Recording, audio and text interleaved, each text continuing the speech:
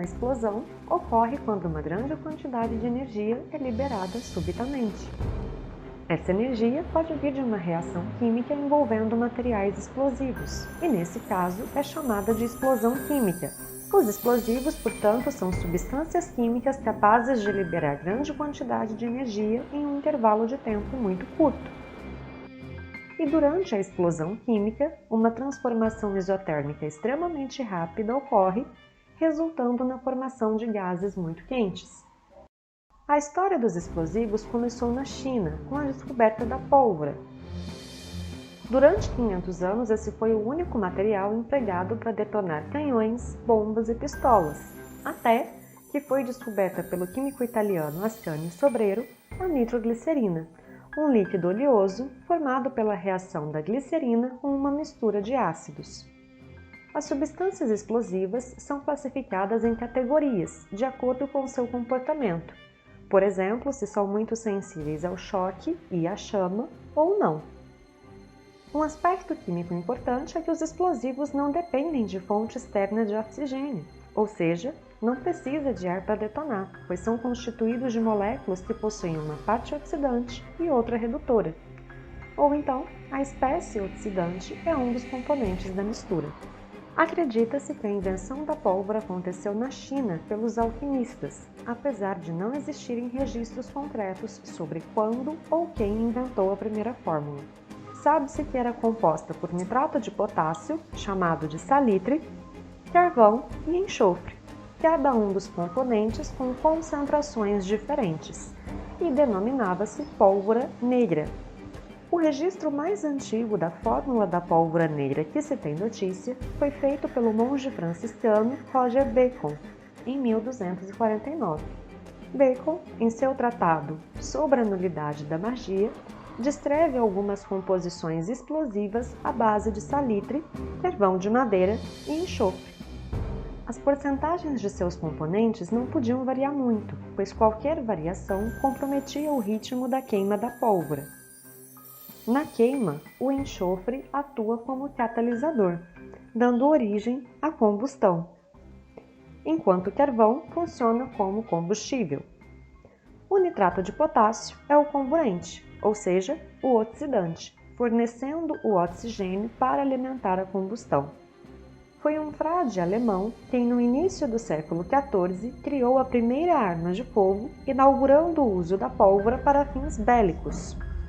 Inicialmente, os ingredientes eram simplesmente misturados de forma descuidada e depois de algum tempo começavam a ganhar umidade e os compostos começavam a se separar uns dos outros, o que comprometia o funcionamento da munição. Além disso, um problema do uso da pólvora em campos de batalha eram os resíduos que obstruíam os canos dos canhões, atrapalhando a visão devido a uma densa fumaça branca formada pelos sais de potássio, o que dificultava a localização dos alvos. Só passados alguns séculos, já no século XX, com a melhoria dos métodos existentes, surgiu um novo formato de pólvora negra, em que os compostos formavam uma mistura única dividida em pequenos grãos. A granulação é muito importante, pois a queima da pólvora é determinada pelo tamanho dos grãos. Os menores e mais finos queimam mais rápido, os maiores queimam de maneira mais lenta. Com o avançar da tecnologia e da investigação, passou a ser possível criar pólvoras de base química, ou sem fumo, e a pólvora negra foi gradualmente substituída. Dependendo da formulação, a pólvora produz menos fumaça e menos resíduos que a pólvora negra, e é capaz de gerar mais pressão com pequenas quantidades. A pólvora química chamada de base simples é composta quase que totalmente de nitrocelulose pura. Ao adicionar até 50% de nitroglicerina, obtém-se a pólvora de base dupla, e pólvora de base tripla quando nitrogonidina é adicionada à mistura dupla, a fim de diminuir os clarões produzidos pelo disparo e reduzir a temperatura da queima. As pólvoras químicas de base simples e base dupla são empregadas em munições dos diversos calibres, tanto de uso militar como civil. É um explosivo de baixa velocidade, vasta aplicação e a fabricação no Brasil data do ano de 1808. No momento da deflagração, a temperatura dentro da arma pode atingir 2.500 graus Celsius, o que leva os componentes metálicos a se volatilizarem, por isso saem da arma em forma de vapor juntamente com o projétil. A análise desse tipo de resíduos é uma prova importante nas ciências forenses.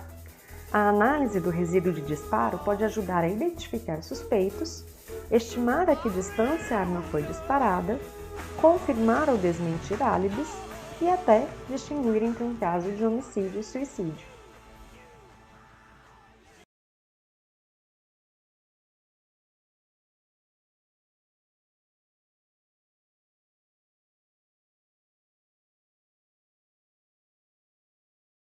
Em 1846, Ascanio Sobreiro obteve pela primeira vez a nitroglicerina, tratando a glicerina com uma mistura dos ácidos nítrico e sulfúrico.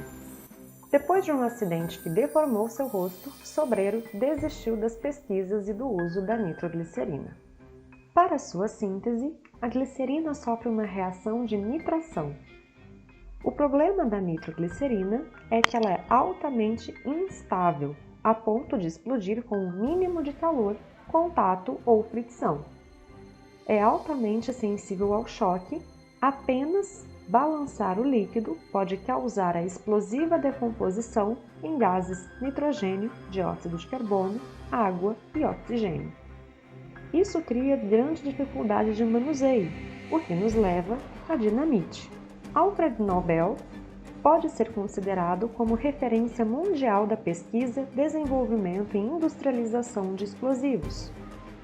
Químico sueco, dedicou-se intensamente à produção de nitroglicerina por 3 anos. Ele tinha uma pequena fábrica que produzia nitroglicerina em Estocolmo, mas um acidente causou uma explosão e seu irmão e mais 4 pessoas morreram. Nobel foi então proibido de produzir essa substância na capital sueca novamente. Empenhado em encontrar um modo de tornar a nitroglicerina mais segura e diminuir o risco tanto no transporte como no manuseio, Nobel, após anos de pesquisa e experiências, conseguiu em 1867 outra patente para um explosivo obtido misturando-se a nitroglicerina com uma substância de caráter não explosivo, mas com propriedades de um absorvente poroso. O material resultante era muito menos sensível ao choque que a nitroglicerina. Estava criada a dinamite, fabricada e vendida também com o nome pólvora de segurança de Nobel, para indicar que o produto trazia menos riscos do que a nitroglicerina pura ou outras misturas tentadas anteriormente. Uma chamada dinamite com base ativa, também invenção de Nobel, a nitroglicerina era absorvida por uma mistura de substâncias que separadamente eram inocentes e não explosivas, como os nitratos de potássio, de sódio ou de amônio. Se adicionava serragem, carvão vegetal, açúcar ou amido. Como é de se imaginar, a dinamite rendeu a Nobel uma grande fortuna.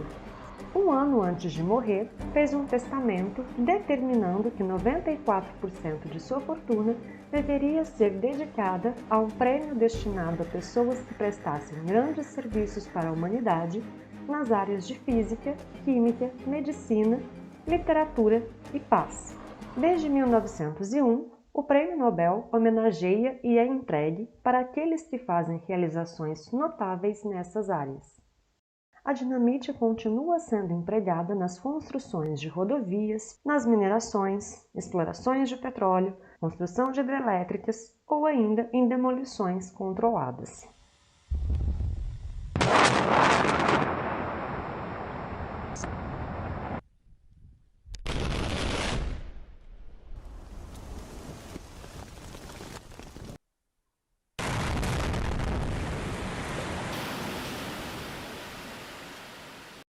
O TNT, trinitrotolueno, é utilizado principalmente em munição militar, como minas, granadas e bombas, mas também tem emprego civil. O TNT é produzido pela nitração do tolueno. Reação realizada em 3 estágios e na presença de ácido nítrico e sulfúrico.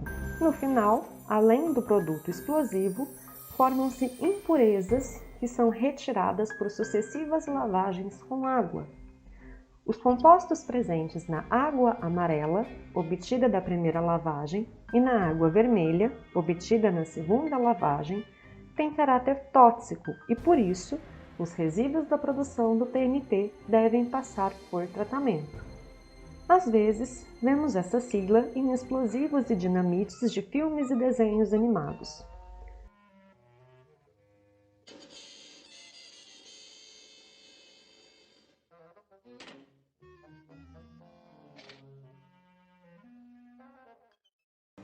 Nitroglicerina e TNT são substâncias nitrogenadas e com alto potencial explosivo.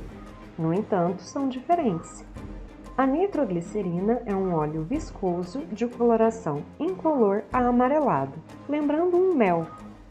Já o TNT é um cristal amarelo mais estável e de melhor manipulação.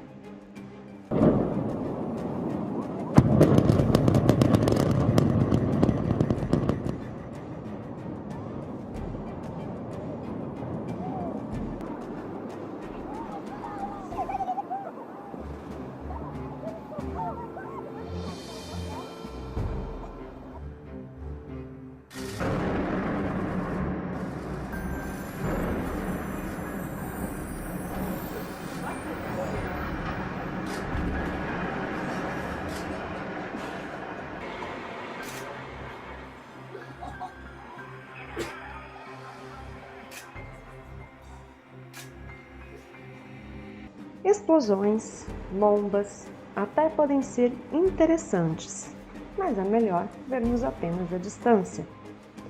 Qualquer manipulação indevida dessas substâncias explosivas pode levar a acidentes graves e fatais.